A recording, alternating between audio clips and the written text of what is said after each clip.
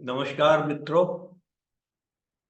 आज हम अपने और दिनों के रूटीन से हट करके एक अलग से वीडियो बना रहे हैं जिसकी डिमांड बहुत लोगों ने की और मैं उसको देख भी रहा था और आजकल का वो टॉपिक भी है।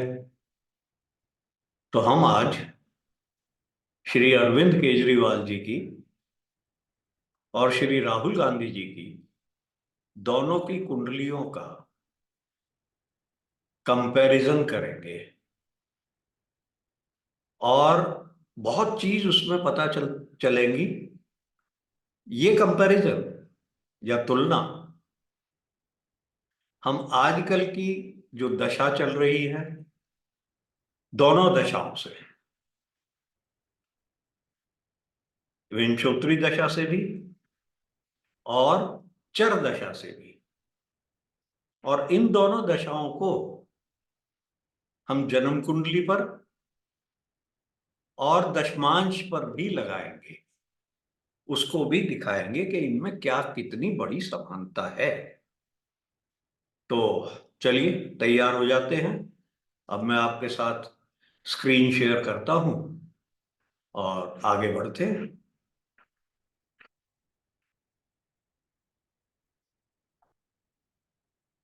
पहली जो कुंडली हमने ली है स्क्रीन पे है आपके, अरविंद केजरीवाल जी की है। 16 अगस्त 1968, 7:30 बजे का समय, सुबह का। इसमें एक दो बड़ी रोचक बात है। पहले तो आप देखिए, 3 शुभ ग्रह लगन में बैठे हुए हैं। सत्याचार्य जी का एक सूत्र है कि अगर 3 शुभ ग्रह केंद्र में हो, ये मैं पहले भी बात कर चुका हूं, सिवाय लगन के, लगन को छोड़कर अगर और जगह हो, तब व्यक्ति निर्धन होता है। और उसके साथ साथ सेकंड या 11th हाउस में कोई पाप ग्रह होना चाहिए। अब यहां क्योंकि ये लगन में है 3 शुभ ग्रह, तो वो सूत्र नहीं लगता है पूरी तरह से। उसमें हम ये कह सकते हैं कि व्यक्ति धनी होगा, परंतु दूसरे भाव में जो केतु बैठा हुआ है, एक तो वाणी पर नियंत्रण नहीं देता, दूसरा धन का संचय नहीं होने देता, वो खत्म कर देता है संचय। खैर, दूसरी बात, इस कुंडली में नवमेश अपनी नीच राशि में विराजमान है। ये एक अच्छा सिम्टम नहीं है, अच्छा योग नहीं है, क्योंकि नवम हमारे कर्तव्यों का, धर्म का है। वो 12 में, और लग्नेश भी 12th में है। ये दोनों यहां पर जाकर के विराजमान हो गए, तो बहुत स्ट्रिक्टली तो नहीं, पर हाँ, ये एक अच्छा योग नहीं माना गया है। अब हम जरा सा दशमांश पे निगाह डाल लें। दशमांश में आप देखोगे लग्नेश तीसरे भाव में अपनी नीच राशि में बैठे हैं, परंतु बुध से दृष्ट है। बुध त्रिकोण के स्वामी है। इसका मैं आगे और बताऊंगा अब क्या है, मीनिंग क्या होता है। अब यहां इनकी विंशोत्तरी दशा बृहस्पति में राहु 29 मार्च 2024 तक चल रही थी, चलेगी। 2 दिन बाकी हैं। उसके बाद उनकी बृहस्पति में शनि की दशा शुरू हो जाएगी। अब यहां आप देखिए, बृहस्पति लगन में है, मित्र राशि में है, दशमेश के साथ है। परंतु अब बृहस्पति में जब शनि आ जाएगा, तब वो शनि नवम भाव में अपनी नीच राशि में। अब यहां पर दो चीज अप्लाई होती है।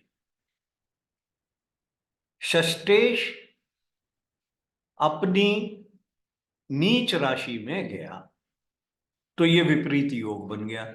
पराशर जी का ग्रेट एक्सेप्शन, बड़ा योग बनता है। परंतु सप्तमेश फिर नीच राशि में हो गए तो ये अच्छा नहीं है। केंद्र का स्वामी नीच का होकर त्रिकोण में गया, पार्शल राजयोग बना देगा। बृहस्पति उसको दृष्ट कर रहे हैं। बृहस्पति कौन है? पंचमेश है। तो वो तो खत्म अभी नहीं हो रहा है शनि की दशा में, कब खत्म होगा देखते हैं। इसी को हम अगर दशा को दशमांश में कैसे देखते हैं ये आपको मैं बताता हूं।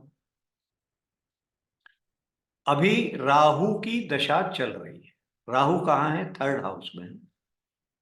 एफर्ट कराते हैं लग्नेश के साथ है। और जो अंतरदशा है वो शनि की लग्नेश की ही है।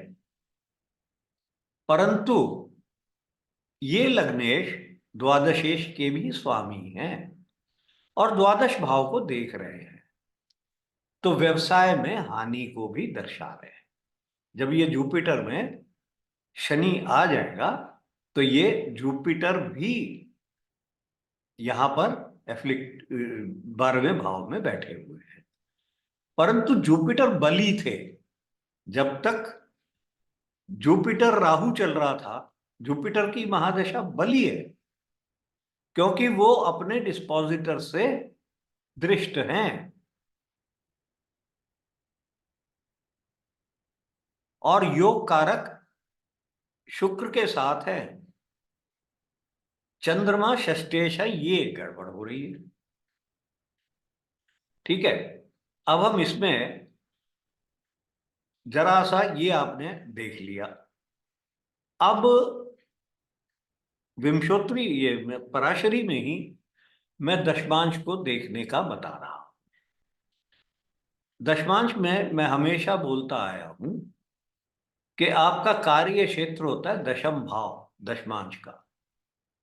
वहां से 6, 8, 12 वो अच्छे भाव नहीं होते हैं। और जब वो लगन से 6, 8, 12 से संबंध बना लें तो कष्ट बढ़ जाते हैं। और पांचवा भाव होता है, उसकी जब दशा आती है तो व्यक्ति को अपना पद छोड़ना पड़ जाता है, ट्रांसफर हो जाता है, जॉब चेंज हो जाता है। तीसरे भाव में वो अपने आप से स्वयं से चेंज कर लेता है।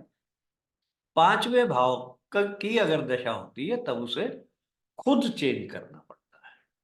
अब यहां देखिए दशमांश में शनि महाराज राहु के साथ तीसरे भाव में बैठे विराजमान हैं। किससे दृष्ट हैं? पंचमेश और अष्टमेश से बुध से दृष्ट हैं। ये एक सिनिस्टर दृष्टि आ रही है।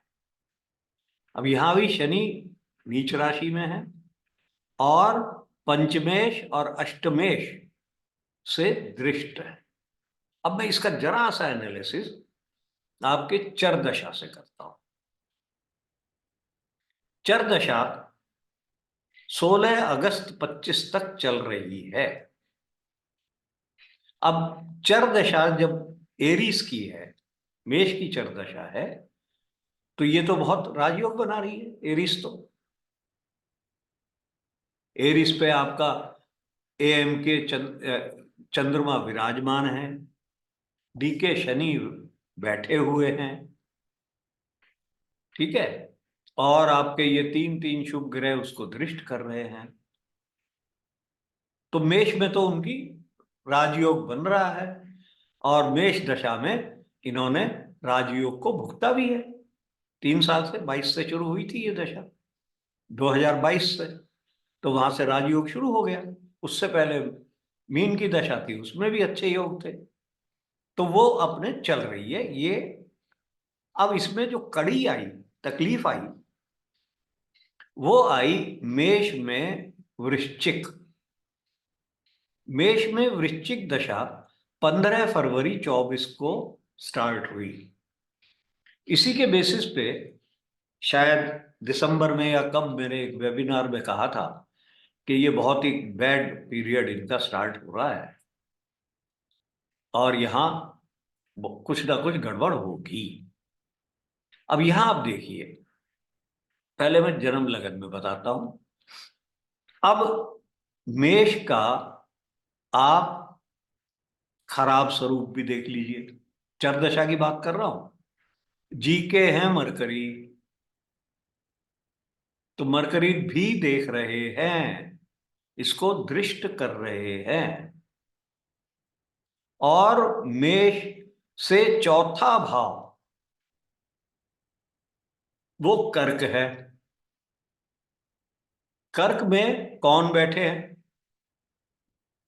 मंगल बैठे हैं पी के, और सूर्य बैठे हैं चौथे भाव में हमारे कार्य क्षेत्र में, उसमें सुख के स्थान में राजयोग बन रहा है।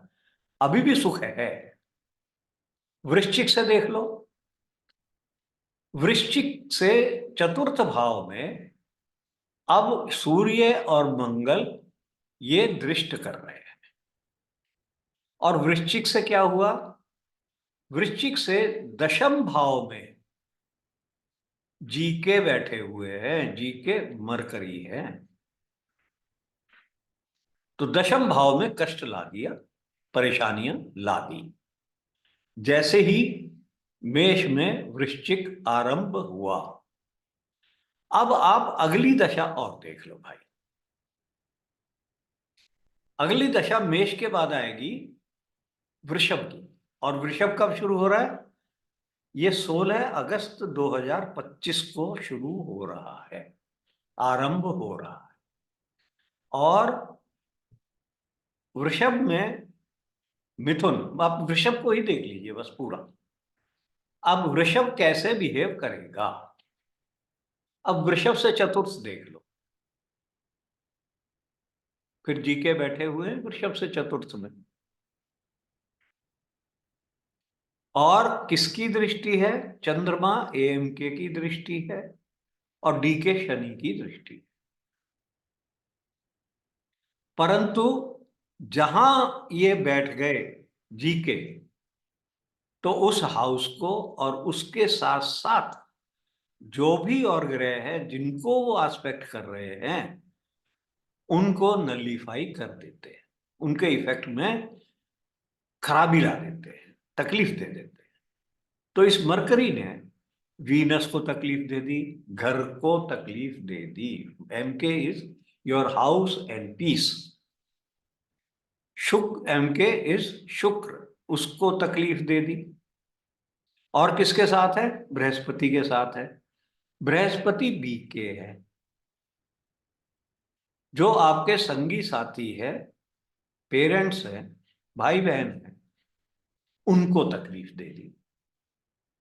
और जब इस मरकरी ने चंद्रमा और शनि को दृष्ट किया है, इनको भी पावरलेस कर रहा है।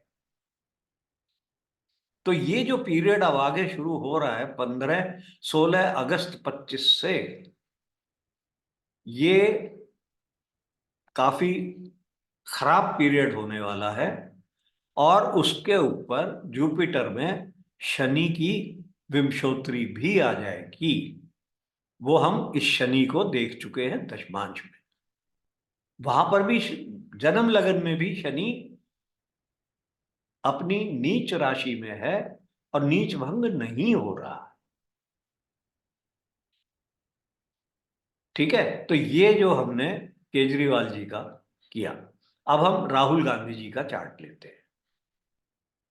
राहुल गांधी जी का 19 जून 1970, ये 14:28 दिल्ली, ये हमारे किसी भारतीय विद्या भवन में ही उन्होंने खोजबीन करके होली फैमिली हॉस्पिटल का रिकॉर्ड निकलवा करके, और वहां से ये सोनिया गांधी जी के रिकॉर्ड से डिलीवरी, चाइल्ड डिलीवरी का रिकॉर्ड लेके वहां से ये टाइम लेके आए हैं। तो इसलिए मैं समझता हूं ये टाइम काफी ठीक होना चाहिए। अब सिमिलैरिटी देखो, इनका भी शनि नीच राशि में है, और इनका शनि जो है वो योग कारक है, जबकि केजरीवाल जी का शनि योग कारक नहीं था, इसलिए वो बेटर था। यहां इनका दशमांश देख लो। अब ये कंपैरिजन बहुत जबरदस्त है दशमांश का। दशमांश में इनके भी शनि तीसरे भाव में है, और पंचमेश खुद हैं वो। अष्टमेश शुक्र और द्वादशेश बुध से दृष्ट हैं। मतलब तीसरे भाव से को ये दृष्टि दे रहे हैं दशमांश में। चाहे जेमिनी दृष्टि ले लो, चाहे आप वो ले लीजिए पराशर दृष्टि। ये तो बहुत बड़ी सिमिलैरिटी आ गई। अब इनका क्या हाल होता है देखिए। चर दशा टॉरस टॉरस, वृषभ वृषभ, 18 अप्रैल को शुरू होगी। और टॉरस टॉरस मतलब ये टॉरस का एंड है। टॉरस की दशा एंड हो रही है इनकी। ठीक है। अब इस टॉरस को मैं देखता हूं जन्म लगन में।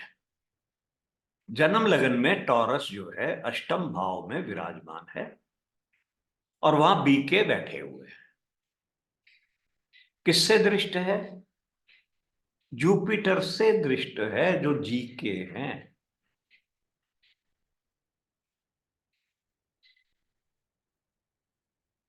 टॉरस से पांचवा भाव, अच्छा सॉरी, चौथा भाव, वो भी जीके से दृष्ट है।